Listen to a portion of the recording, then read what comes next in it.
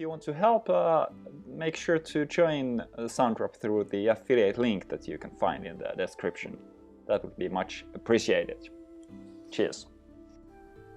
Hello, and welcome to this tutorial video in which I'm going to go through the process of uploading a cover single through a distributor called Soundrop, soundrop.com, and it's my personal choice as an aggregate or a distributor, especially for covers, because their system is really simple and straightforward. They handle the cover licenses for you, and it's like no hassle at all to release even cover tunes. And the main process of creating a new tune or release follows these 5 steps in order, and yeah, I'll show you how it goes. It can be a bit confusing in the beginning that when you're releasing a single, you still have to define it as an album. It's basically just an album with just one track.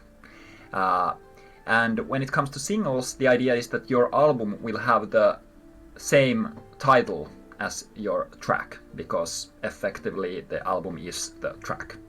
So in this case, I have a tune called Phantom and Rose from the classic JRPG game Secret of Mana. And my cover art is this. So they have the specs here you must follow. Basically, the idea is that you have to have a square, and it has to have like a good enough resolution, and the art must contain the artist name and the tune name. And because it's a cover tune, the idea is that you have to follow this kind of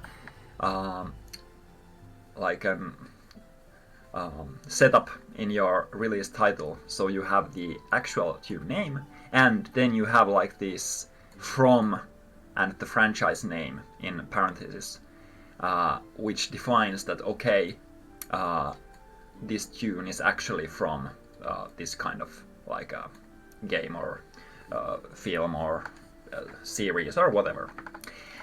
And notice that this won't be mentioned in the actual art itself. So art contains just the track name, but the release level contains the extra information, so to speak. And if you want, you could also add sort of like an extra information that defines that is this some kind of specific version of the tune. For example, if I'd release 2 versions of this Phantom and Rose under Celestial Aeon project, and the other version would be like, for example, only piano version, I would probably use it here, and then the other version would be like full orchestral version. Then I might use like orchestral here or whatever. So there's like this possibility to distinct different versions from each other. So yeah, then you go forward and you link to the artist, and for the first time when you start, it doesn't really offer you the options, so you have to create sort of like a new artist here. And then when you have done one release, then you will see that artist name later suggested as like a drop down. And there is also a possibility, if you are like creating tunes with somebody else, you can also define here that, okay, there is a featuring artist or even a primary artist. So that the difference is, for example, on Spotify, that if you have like a featuring artist, it will be linked to that artist, but it will be like appears on, kind of like a linking. But if it's a primary artist, then it will become a real release for both of these artists in their catalog. So there are like these differences between these different tiers or ways of linking. And also I think that featuring artists won't see the like the daily streams effects on their statistics, but primary artist level artists will see. So there are like all kinds of things that relate to these. But anyways, just to show that it's really simple to create different kinds of releases here on Soundrop without any kind of weirdness or trickiness to it.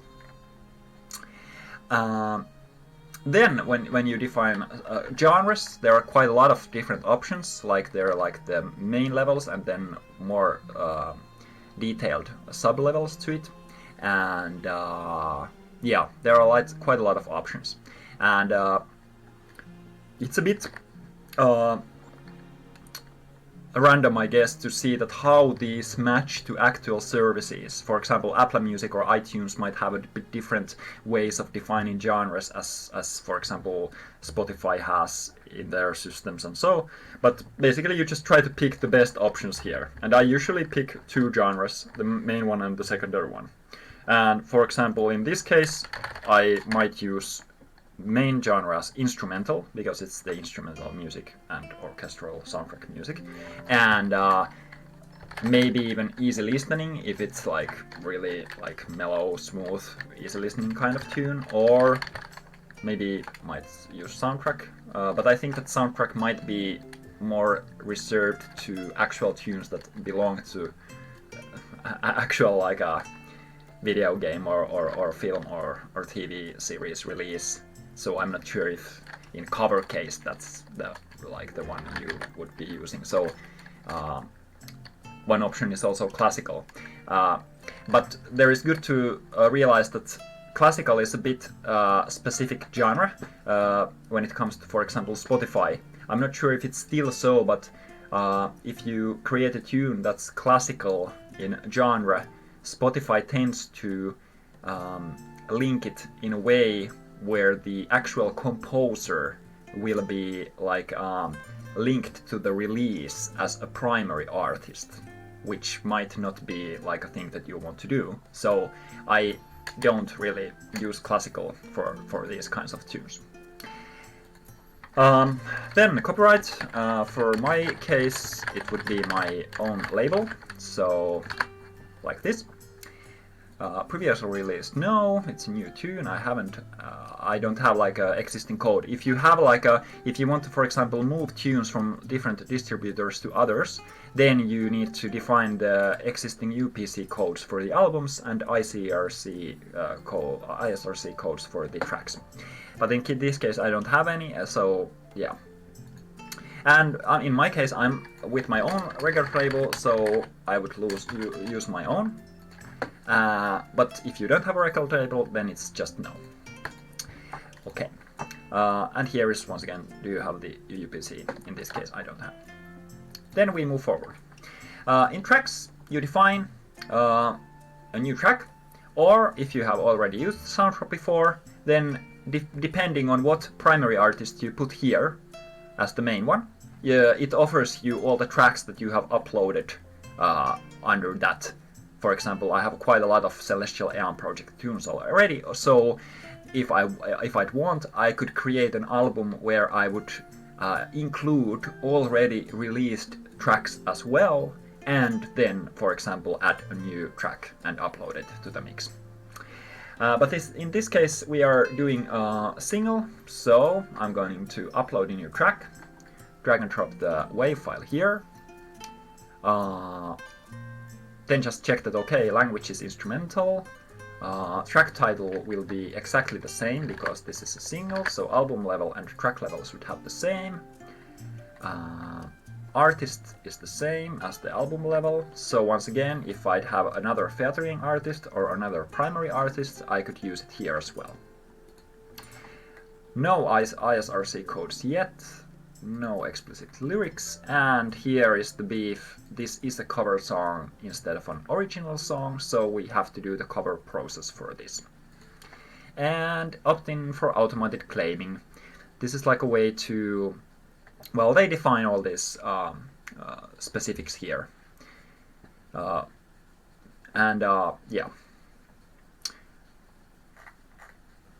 Then I wait for the, or actually I think that we can move onward with the steps even when it's uploading on the background.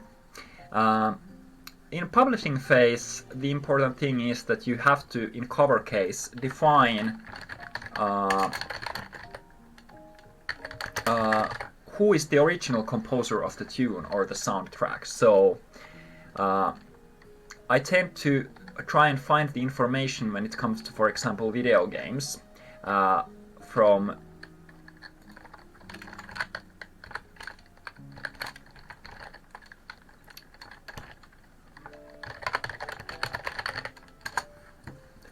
vgmdb.net, because it's a really good catalog of all kinds of video game releases, and there you can easily find the actual information of the video game. For example, Secret of Mana has had like these original soundtrack releases, and here you can see that okay, who is the composer of the original soundtrack. And then here you can like define that Secret of Mana video game, and I might even link to the VGMDB information. So this is the way that the cover license can be processed, because they really need to know that okay, who is the original composer and who should get the cover related extra like splits or revenue streams. Then there is also a possibility to if you have like a friend with whom you release tunes together, even like featuring artists or primary artists, or just that you just compose together and have the shared artist name, for example, then you can easily define here that okay, we will both have our own Soundrop accounts, and when it comes to this specific release or track, we want to split the revenue so that I get some share percent and the other one gets some share percent, so that the overall total is 100%. So let's say that okay, you want to split 50-50, you just define it, okay, my account gets 50 and the other one gets 50. So it's that simple. Then Soundrop handles everything for you. Monthly you get the revenue like a result for your account, and then all the split tubes are split automatically so that you don't have to care about anything. Everything is handled for you. So it's really, really simple. But in this case I don't have any revenue split, so it's 100% just me. Then you just review, okay, everything looks correct, there's the track, you can listen to it and so on, and then you just approve that okay, I'm ready to go. It's that simple. Then when it comes to cover, you just have to pay, if I remember correctly, $10 or $9.90 one-time cover fee with your credit card, which handles the expense that goes to processing the cover, making sure it's coverable, and making sure that the original composers get their due.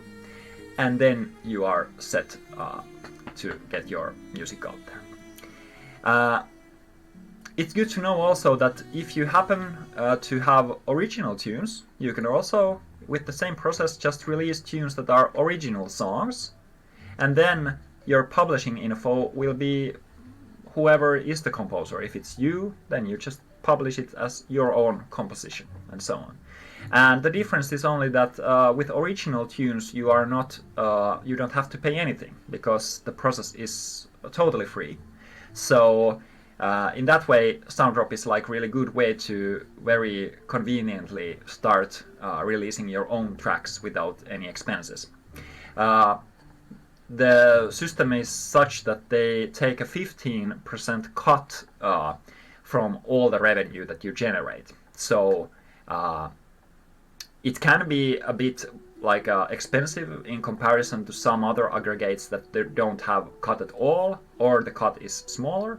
But then again, usually those kind of distributors have some fees that are running. So it depends on your situation, that would you rather have a smaller cut but some fees and expenses, or would you rather have Soundrop way where you don't have any expenses at all, but you have a specific cut that will be taken from your revenue. So it's up to you how you feel, what's the best choice. But for me, I'd rather have like this kind of free way to publish whatever I want, and then just support Soundrop through the revenue streams that I'm generating without having to think too much about, is this specific release worth the fees that it generates all the time. So in this case, you don't have to care too much about different tunes and how they perform, because it doesn't really matter. If a specific release doesn't perform well, it doesn't generate you any expenses, so it's still good to have it out there, you know. So for me, it's I find it very reasonable. But yeah, that's all there is to it. So hopefully you will find this somehow clarifying, and I seriously recommend to checking out Soundrop and drop them a message on their Twitter or just on their email and ask if you have any questions. They are really awesome people. They definitely get back to you and help you with whatever you have on your mind. So that's one thing also I want to emphasize, that with Soundrop I've always had this experience that their customer support is really responsive and very they really care about their customers. So I've previously used some aggregates that have been totally black box, it's hard to get any answers, you have to wait for a long time, and even when you get answers you are feeling that you didn't really answer my question. So in that case I think that it's hard to find aggregates that are this good in their customer support handling. So all the kudos to Soundrop people, you are awesome. But anyways, hey, thank you for watching, and let me know if you have any questions for me, although I guess I'm not the right person for that because I'm not working for Soundrop, but just want to give a shout out to them and let you know that it's my personal choice for my aggregate business. Cheers, guys!